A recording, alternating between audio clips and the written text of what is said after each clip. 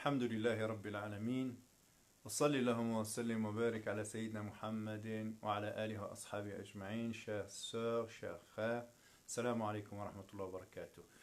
Aujourd'hui, j'ai choisi pour vous de vous entretenir sur la notion de Tadabbur al-Qur'an et sa relation avec l'émancipation, la délivrance de l'âme,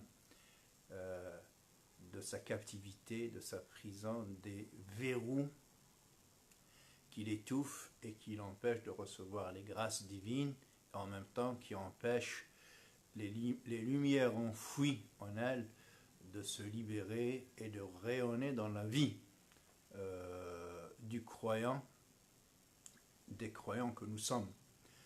Voilà, Allah subhanahu wa ta'ala nous dit « Afala yatadabbaruna al-Qur'ana am ala qulubin aqfaluha » Ne médite-t-il pas le Coran, ne contemple-t-il pas le Coran, ne l'analyse-t-il pas, ne l'approfondissent pas ce Coran, ou alors ont-ils des cœurs cadenassés? C'est pour dire qu'il y a une relation inversement proportionnelle entre la méditation du Coran, la capacité de faire le forage du verset coranique pour épuiser dans ses gisements les plus profonds les trésors qui y sont enfouis, donc entre ça d'une part, et de l'autre, la capacité de l'homme et ses instruments justement, la qualité de sa conscience pour opérer cette méditation. Donc, plus le cœur est enclavé dans la passion, plus la conscience est verrouillée par les préjugés, aussi longtemps que l'homme reste captif de ses préjugés, prisonnier de ses addictions, alors il ne pourra pas mener à bien cette action ô combien salutaire pour l'homme de méditation et de contemplation de la Sainte Écriture coranique. Donc, pour optimiser notre lecture du Coran, on se doit justement de faire le bon paramétrage de nos consciences et de nos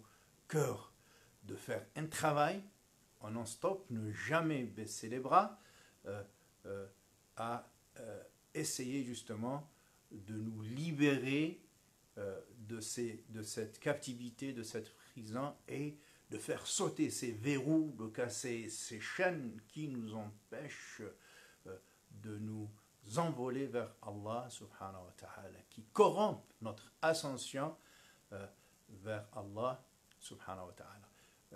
Contempler le Coran, on peut le commencer par la contemplation de la sourate Al-Fatiha. Al-Fatiha, c'est la matrice du Coran. Ummul Quran, c'est le résumé, le condensé, l'ouverture, le préambule, la feuille de route qui synthétise l'entièreté des enseignements coraniques. Eh bien, nous y trouvons ces bribes justement à même de nous instruire dans notre thématique. Allah subhanahu wa ta'ala parle de 3 catégories de personnes dans le Coran. Les gens que Allah a gratifiés, à qui il a accordé ses faveurs infinies, subhanahu wa ta'ala. Ensuite, les gens qui ont échoué et qui sont de 2 types en fait. Les gens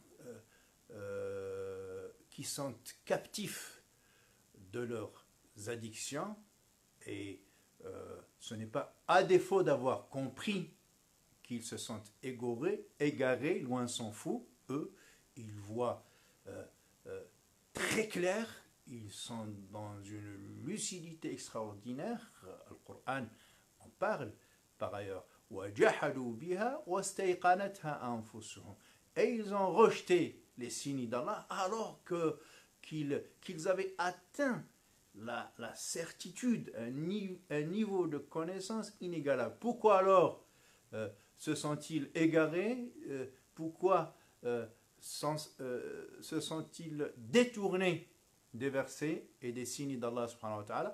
ظُلْمًا وَعُلْوًا, parce qu'ils sont injustes, iniques. Ulwa, parce qu'ils s'enflent d'orgueil. Ils ont une idée d'eux-mêmes, ils se représentent leur personne d'une manière excessivement grande. In fi sudurihim illa kibrun ma hum bibalighi. Donc ils ont une idée de leur personne trop démesurée, excessive. Voilà. Et donc ils ne s'égarent pas à défaut d'intelligence ou de savoir, mais c'est à défaut de ressources spirituelles, de sainteté du cœur. Al-Mardoub alayhim, ceux qui ont mérité le courroux, la colère d'Allah subhanahu wa ta'ala. La deuxième catégorie, elle en fait, elle est dans la dévotion, mais laquelle dévotion n'est pas nourrie de science, elle ne s'adosse pas sur un discernement, ad-dallin. Donc ils essayent de cheminer, de faire le bien, mais ils manquent d'informations, leurs pas n'ont pas dû croiser les pas des guides et des pasteurs pour leur rappeler le droit chemin. Voilà, donc ils sont victimes justement de shubha. Les premiers sont victimes de shahwa, c'est-à-dire la passion, l'addiction, le manque de ressources spirituelles, combien même ils sont lucides. Les seconds, eux, ils pêchent en fait par défaut de connaissance. Et Allah subhanahu wa ta'ala justement nous invite à ne jamais cesser de méditer le Coran pour développer l'une et l'autre de compétences. Donc la compétence qui nous met à l'abri de l'égarement intellectuel, et la deuxième sorte de chaîne, ce sont les chaînes du cœur, les phobies, les addictions, les passions et les instincts, et autres orgueil, vanité, vantardise, arrogance, jalousie, envie. Voilà toutes ces mauvaises herbes qui nous freinent dans notre cheminement, dans notre ascension vers Allah subhanahu wa ta'ala. Dieu dans le Coran, il nous invite justement à chercher les maîtres, les vrais maîtres pour nous guider. On a expliqué dans l'une des causeries précédentes que le vrai maître n'est pas celui qui t'enseigne les choses utiles, mais c'est celui qui t'apprend à rendre utile tout ce que tu lis. Voilà, c'est toute la différence entre une formation, une instruction ouvrante et une autre instruction qui endoctrine, qui enrôle, sectaire, et qui te met des œillères pour faire de toi un militant qui ne jure que par son gourou. La différence entre les deux, le premier, il fait valoir l'autorité de l'argument, c'est l'argument qui est le maître, il t'apprend à respecter, à vénérer cette procédure fondée sur l'autorité de l'argument. le docteur sectaire, le gourou, lui en fait, il fait valoir, il t'inculque l'argument de l'autorité. Oui, c'est vraiment le contraire. Allah subhanahu wa ta'ala, il nous invite à justement nous inspirer des professionnels, mais dans tous les domaines. Allah subhanahu wa ta'ala, Ar-Rahmanu fas'al bihi khabira. Lorsqu'il s'agit de connaître Dieu, il faut s'inscrire auprès des connaisseurs, des professionnels de ce domaine, des saints, des gens qui ont savouré, goûté le divin.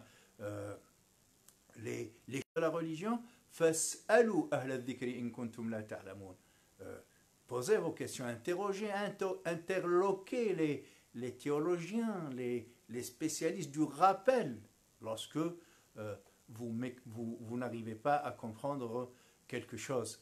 Même dans les éléments qui sont en rapport avec la chose publique, la gestion de l'information sécuritaire. Et quand leur vint une information qui prend de la sécurité ou qui les a peur, qui les met dans la panique, eh bien, ils auraient dû la soumettre. Non, le verset et lorsque ils reçoivent une information en rapport avec la sécurité ou l'insécurité, ils font vite de la propager, alors qu'ils auraient dû la soumettre au prophète, alayhi salam, en sa qualité de chef, et aux détenteurs d'autorité scientifique en la matière, qui ont les capacités d'analyser l'information avant de la partager, avant de la diffuser. وَلَوْ رَدُّوهُ إِلَى الرَّسُولِ وَإِلَى أُولِي الْأَمْرِ مِنْهُمْ لَعَلِمَهُ الَّذِينَ يَسْتَنبِطُونَهُ مِنْهُمْ. Diffuser une information, c'est une question trop grave pour la laisser entre les mains d'amateurs. Voilà. Allah subhanahu wa ta'ala, je termine par ça et on reviendra, Inch'Allah, avec plus de détails sur ces éléments. Allah subhanahu wa ta'ala nous dit justement, à défaut de trouver les vrais chirs, les vrais guides, les vrais maîtres, eh bien, on ne doit pas se priver de se rencontrer entre nous. Les chercheurs de la vérité, les pèlerins du bien, de la vérité, du beau, on essaye de se réunir et d'échanger nos méditations, nos analyses du Coran, mais pas que ça, des choses de la vie, du livre ouvert de l'expérience humaine. Allah subhanahu wa ta'ala, il parle de Sayyidina Isa dans la sourate Al-Imran. Il ne convient pas à un homme, à un être humain, à qui Allah a donné le livre, Al-Kitab, la sagesse, ou Al-Hukm, et la prophétie, de dire aux gens, adorez-moi en lieu et place d'Allah, subhanahu wa ta'ala. Mais, de leur dire, soyez dans la seigneurie, Kunu Rabbaniyin, développez en vous cet élément divin qui vous met en connexion, en relation avec Allah subhanahu wa ta'ala. Et il met à leur disposition l'outil pour réaliser cet exploit, cette connexion. C'est quoi l'outil? Bima kuntum ta'lamun al-kitaba wa bima kuntum tadrus. En ceci que vous apprenez ou que vous instruisez selon Hafs Warsh, dans Warsh, vous apprenez le livre et vous l'enseignez. Vous apprenez le livre, voilà. Bima kuntum ta'lamun al-kitab wa bima kuntum tadrusun.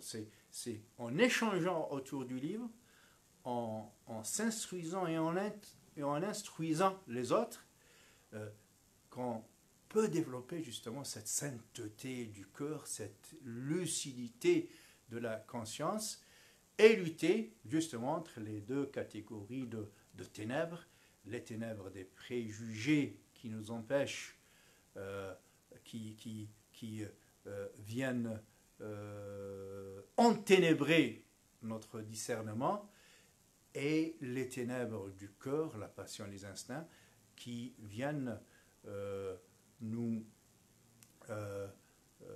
freiner dans notre élan et dans notre ferveur spirituelle. أقول قولي هذا وأستغفر الله لي ولكم فاستغفروه تجدوه غفورا رحيما ويا فوز المستغفرين.